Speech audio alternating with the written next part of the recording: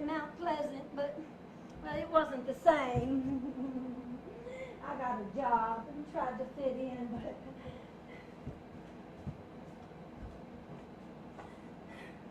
somehow the word had gotten out that I was damaged goods and called Ida Ho behind my back. I couldn't stay there. I wrecked my brain to come up with an escape plan. I had some photos taken and entered a magazine contest. It was a beauty contest with all expense paid trip to Miami. I prayed so hard to God to make them pick me. I think he made them do it just to get me off his back. Well, I made the contest. I don't think my folks were too thrilled. But I think even they were a little relieved that I was leaving town. I got on that Trailways bus and never looked back. Now it's true.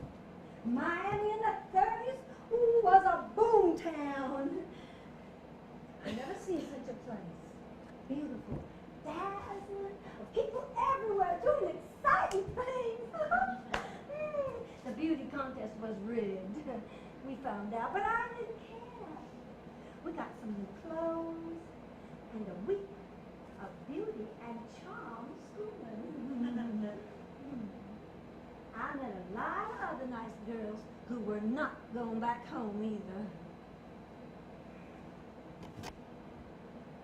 After the contest, I got a room together with a girl named Paulette.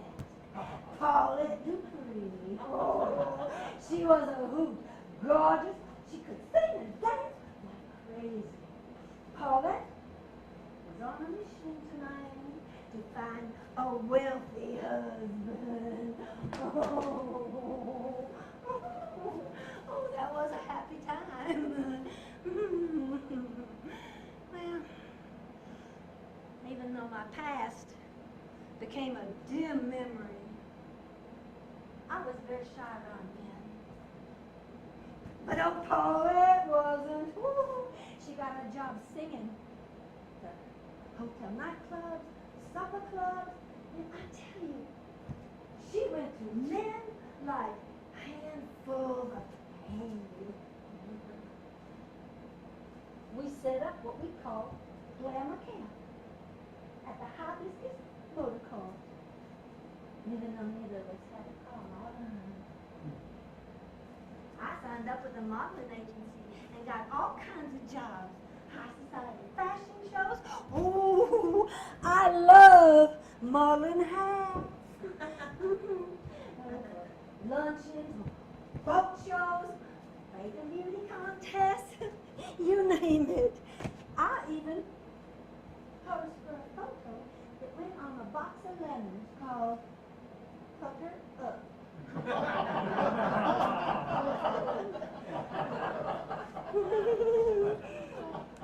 I wore teethy shorts. I couldn't get one leg in them now. I bought a sewing machine and made clothes for me and Paulette. We looked like queens of Sheba.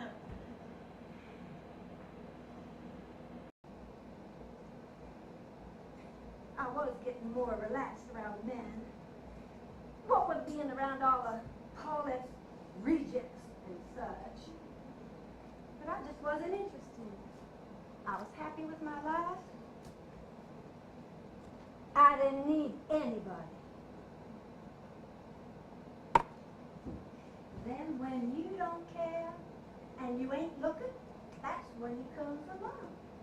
I'll walk down the beach, minding my own business. Cold glamour. I see this guy, and it's love at first sight. He's this big, blonde, God. And he's fishing. Well, actually, he is baiting a hook. And I smile. And he says, hey. And I blazingly walk up to him, and he's even more gorgeous up close. And I say, what are you looking to catch? And he says, I don't know. I don't got much bait, Daddy.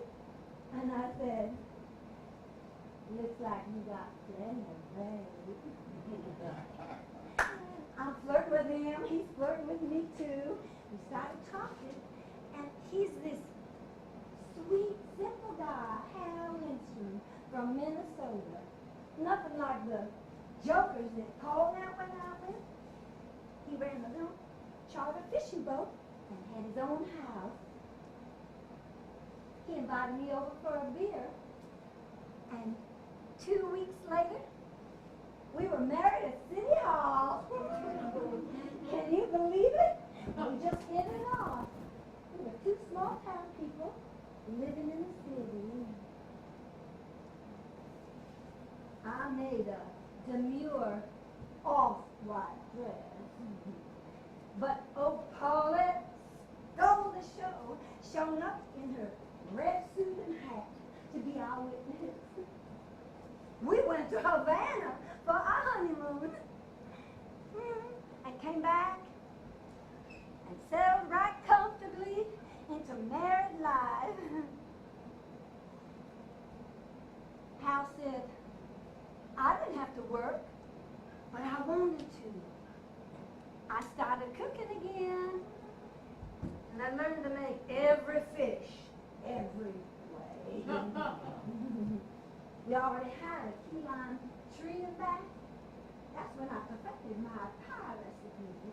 Oh, and I learned to make the best hush puppies you ever ate.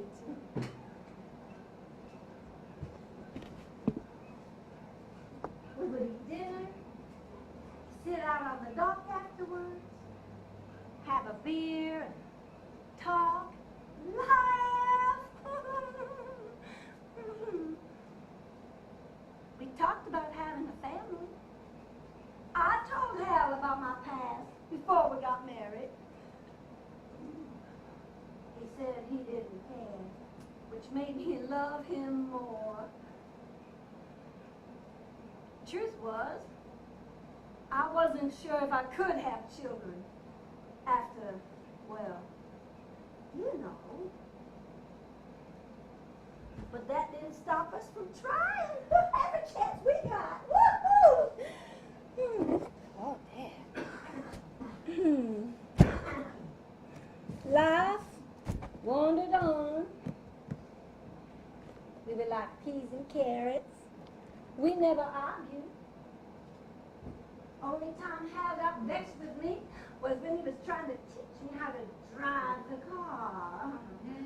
Well, it's harder than you think for some people, especially with those big old clunkers they had back then.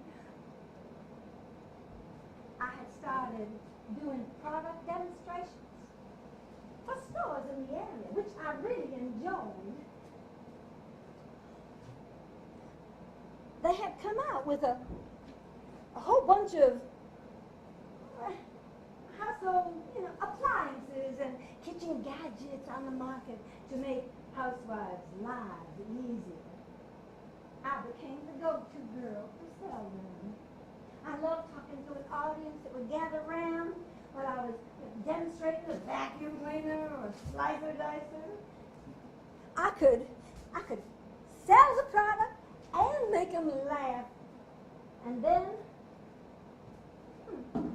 go home to my husband. It was all so perfect. Till he got struck by lightning. Sorry, but that still makes me mad. After all these years, I had a bad feeling when he wanted to go out on the boat that day after supper. I told him, well, don't be too late. When you come back, we'll have strawberry shortcake. He asked me to go along, but I had cake in the oven. Well, I went to check the angel cake. I looked out the kitchen window. There were dark clouds and bolts of lightning. I just knew something bad had happened. I knew. I accidentally slammed the oven door. The cake fell, sunk, like my heart.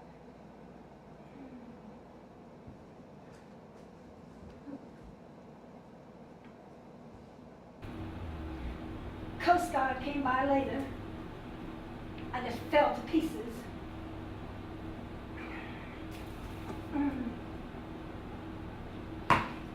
Thank God. Good old Paulette came back on the scene and took me by hand.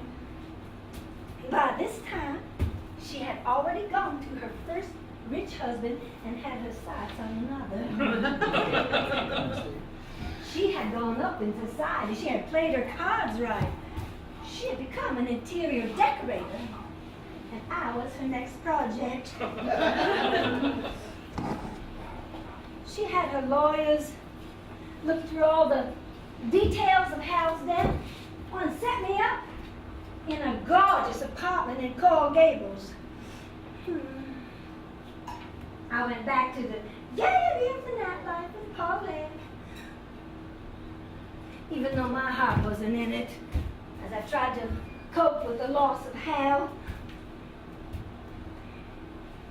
It took me a long time to get over him. When the moon was full, I'd look up and see old Hal smiling down on me and saying, "Hey, you're so funny, Ida. A real corker, eh?" Maybe that's why this moonwalk is so exciting to me. Maybe they'll find Hal, oh Hal, fishing on the moon.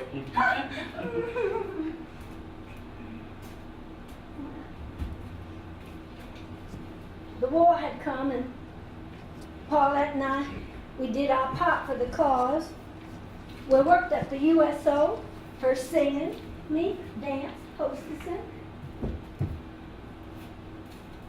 Even though I was through with men, I could still lend a tender ear to loved ones, soldiers, missing their sweethearts. I even helped some of them write letters home. Oh, letters home. Oh, why am I telling you all this? It's almost time for the sale. But I haven't finished the story. Maybe I should just jump to the end, tell you about my cozy life here in Hollywood. But I guess that would be a cheat for you, my captive audience. I think you want to know the truth.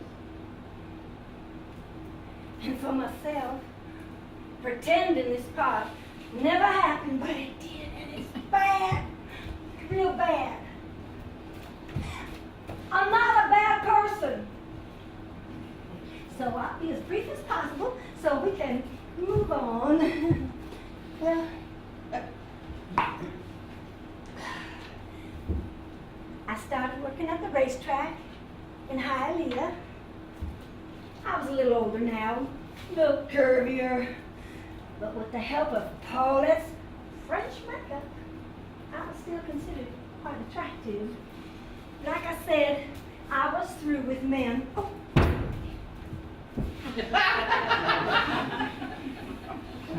But this guy, Dan Rosita, waltzes in and sweeps me off my feet.